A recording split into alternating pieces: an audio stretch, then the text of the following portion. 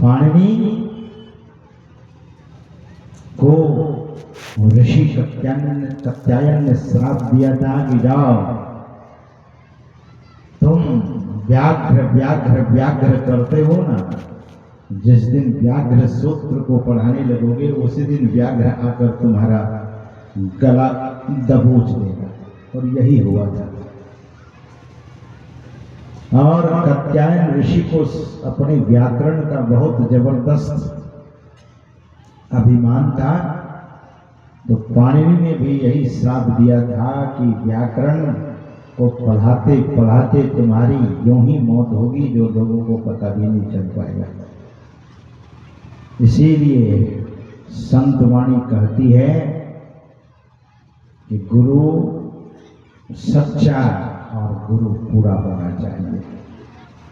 अगर अधूरे गुरु के फेरे में कोई जीव पड़ा हुआ है, कोई शिष्य पड़ा हुआ है, तो धोखे में पड़ा हुआ है। गुरु सच्चे और पूरे होने चाहिए। सदगुरु महाराज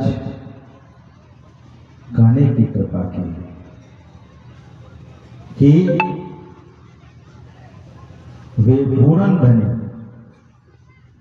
और वे दरअसल में सद्विकार से ऊपर उठे हुए महापुरुष होते हैं। सज्जनों, पाठ में मैं समझता हूं कि गुरु हरि चरण में प्रीति हो, युग काल क्या करे।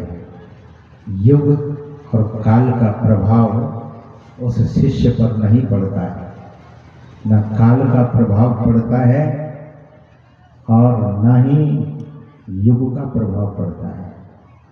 कलयुग कभी नहीं चाहता है कि इस तरह से बैठकर सत्संग करें।